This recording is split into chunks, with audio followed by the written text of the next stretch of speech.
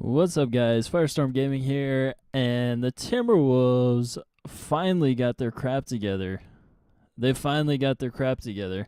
I've been saying I posted videos after their first two regular season games, going on and on and on about all their problems and everything that they weren't doing right, and they finally got their crap together against the Memphis Grizzlies. Now, I will say that this is the third game of the season. I will say that Mike Conley did not play, Chandler Parsons did not play, and Marc Gasol did not play in the game. So, having said that, the Timberwolves won by 39 points, okay?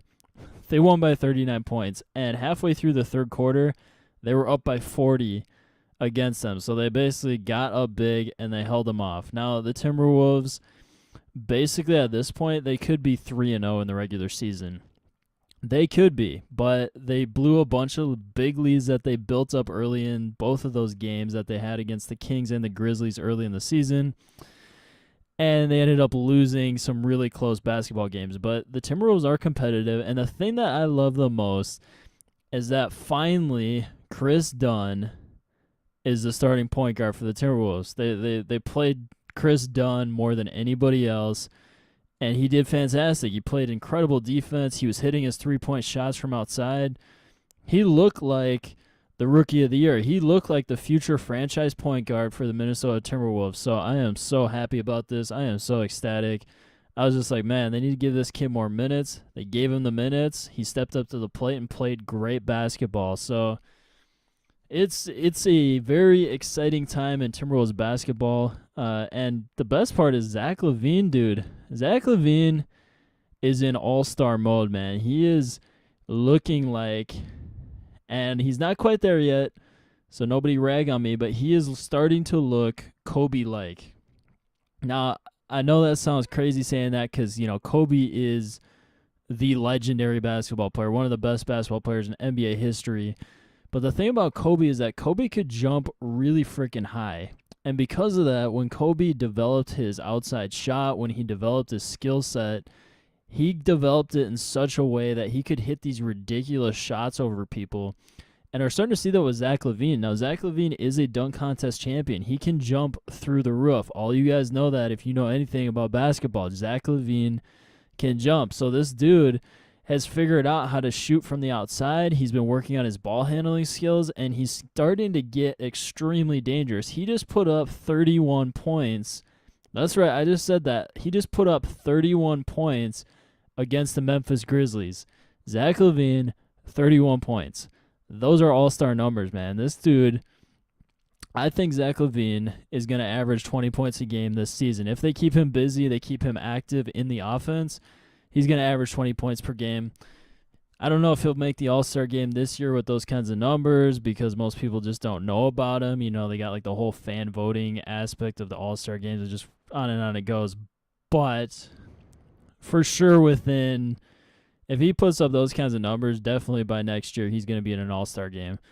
But yeah, Zach Lavine is looking phenomenal. The Timberwolves, and they finally gave Tyus Jones a few minutes as well coming off the bench.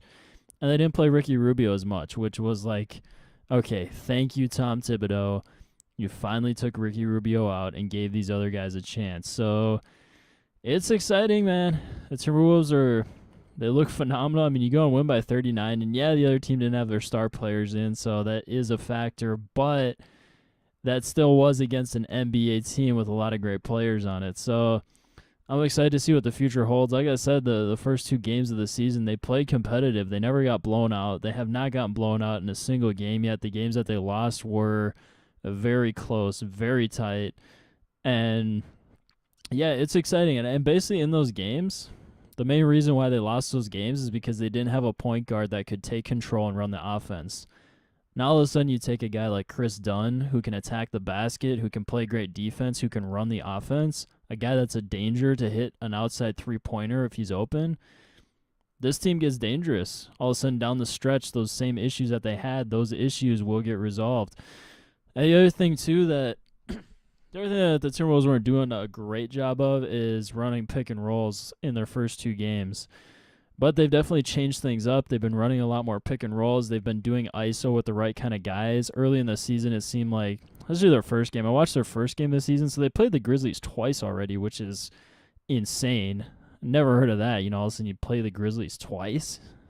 But playing the Grizzlies twice, the first game that they played against them, which was the season opener, and they also had a preseason game against the Grizzlies where they killed them in the preseason, but when they played them in their season opener, they came out strong, they got up on them early, and then the Grizzlies just battled back and fought back. And what happened is the Timberwolves just got stagnant. They were standing around, they were trying to post up Andrew Wiggins. It wasn't really working super well.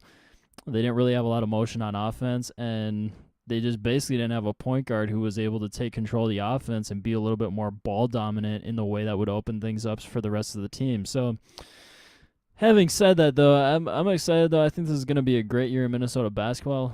Towns for three, baby. Love that. I got to say, I love it when a center can shoot the three-pointer. That just makes me happy, especially when you're playing video games, man.